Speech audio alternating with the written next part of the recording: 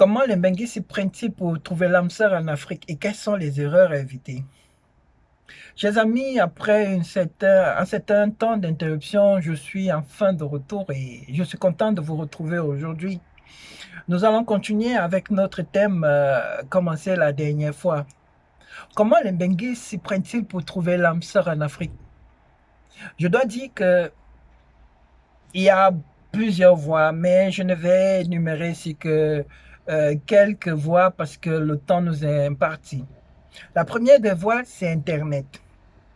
Internet, il faut le dire, est pour notre humanité aujourd'hui est comme les langues d'Isope, c'est-à-dire la pire et la meilleure des choses qui soient données à notre modernité pour sa survie ou pour sa perte. De sorte que, il faut le savoir, en allant sur Internet, il y a de tout et de rien.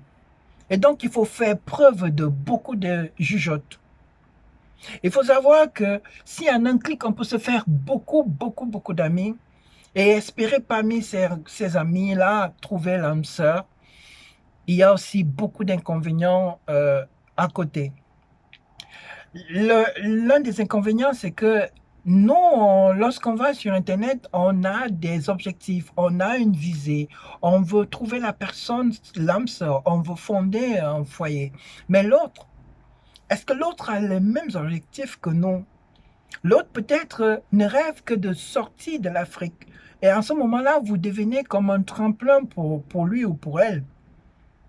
Mais on dit, pour avancer ensemble, il faut bien regarder dans la même direction. Et donc, si vous ne pouvez pas, si déjà dès le départ, vous n'avez pas les mêmes objectifs, cela sera difficile dans le futur de pouvoir concilier vos différentes visées et donc de vivre ensemble.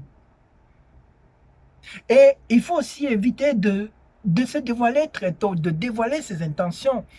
Pourquoi? Parce que il y en a, aussitôt qu'ils sont en relation ou sur Internet, ils commencent à se dévoiler très rapidement. Oui, je suis là parce que j'en ai assez d'être seul, je veux me marier, je veux fonder un foyer et tout ça. Hein. Mais lorsque vous le dites à quelqu'un que vous ne connaissez même pas et qui ne vous connaît pas, qu'est-ce que vous attendez de cette personne? Elle va jouer le jeu, la personne va jouer le jeu. Et donc, vous vous engagez comme ça dans une relation où vous avez montré votre côté, votre point faible, s'il faut ainsi le considérer. Hein. Et l'autre fera tout, fera en sorte que vous n'entendiez que ce que vous voulez entendre. La deuxième voie, c'est celle qui consiste à trouver un intermédiaire, soit dans la famille ou parmi ses amis, pour nous trouver l'âme sœur en Afrique. Eh bien, c'est une voie qui a aussi son pesant, mais sauf qu'ici, hein, il faut bien tomber sur la bonne personne qui puisse nous aider à réaliser notre vœu ou notre objectif. Sinon, si on tombe sur la mauvaise personne, eh ben, c'est foutu. Pourquoi? Parce qu'il y a des intermédiaires véreux. Il y en a qui sont malhonnêtes hein, et qui vont se présenter comme un gourou auprès de votre personne qui est au pays et lui fait comprendre que, en fait, si tu voyages, c'est grâce à moi et que tu dois jouer le jeu, c'est-à-dire faire ce que je veux. Et votre personne sera comme un prisonnier ou une prisonnière auprès de cette personne qui lui fera faire des choses telles selon sa volonté. Alors, il faut faire attention avec les intermédiaires qu'on choisit. La troisième voie, c'est celle qui consiste à aller soi-même sur le terrain, aller voir de ses propres yeux, d'être soi-même, comment dirais-je, acteur. C'est la meilleure en fait. Mais sauf que ici, parfois on manque de temps. Hein. On est là pour 2 semaines, 3 semaines, un mois, ce qui n'est pas suffisant pour connaître l'autre. Mais ici, il faut donc savoir prendre du temps pour connaître l'autre. Une fois qu'on est retourné en Europe et ne pas jouer, encore une fois, ne pas adopter ce comportement de benguiste qui consiste à susciter dans l'imaginaire de l'autre ce rêve paradisiaque que tôt ou tard, du jour au lendemain, on la fera voyager. Hein, que voilà, on va changer son quotidien. Donc, essayez de ne rien promettre, mais de tout simplement se mettre dans la relation, dans l'espoir, jour après jour, de mieux connaître l'autre et de se faire connaître soi-même.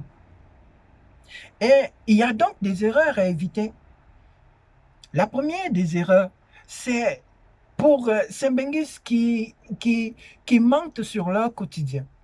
C'est-à-dire, on fait croire à l'autre que, voilà, on vit une vie de rêve à Mbeng, que, voilà, on a une grande maison, qu'on a une grosse voiture, on a une voiture de luxe, qu'on a un bon boulot, et ainsi de suite. Et on envoie des photos qui font rêver, alors qu'on a des problèmes pour gérer ces fins de mois. Et lorsque la personne vient de l'Afrique et découvre que finalement la voiture sur les photos n'existe pas parce que voilà, vous ne l'avez pas et que voilà, vous avez des problèmes pour vous en sortir, ça devient des problèmes chaque jour parce que vous avez menti dès le départ. Et la personne a de la peine à vous faire confiance par la suite. Et la relation est faussée. Et il y en a aussi d'autres qui, parce que, voilà, c'est beaucoup plus pour des hommes benguistes, parce que vous avez fait venir une femme de l'Afrique, vous pensez que vous êtes, je ne sais pas moi, son Dieu. Et que chaque fois, vous devez le lui rappeler que c'est moi qui t'ai fait venir ici, c'est grâce à moi que tu es là. Mais non, il faut savoir qu'une fois que la personne qui vient de l'Afrique a foulé le sol de l'Occident, vous êtes au même pied d'égalité. Vous lui devez respect, vous devez dialoguer, vous devez causer avec elle, vous devez ensemble prendre les décisions qui s'imposent dans votre vie. Et donc, si la personne vous dit non, je ne suis plus, j'ai fait 1 ou 2 enfants, je veux continuer avec mes études, il faut le comprendre, il faut l'accepter et non pas imposer. Parce qu'il y en a qui, parce que peut-être ils ont peur que la personne qui vient de l'Afrique s'en aille un jour ou l'autre et ils font tout pour que la femme tombe enceinte 1 fois, 2 fois, 3 fois, 4 fois, 5 fois, avec l'espoir qu'une fois qu'elle aura une ribambelle d'enfant, elle ne pourra plus partir.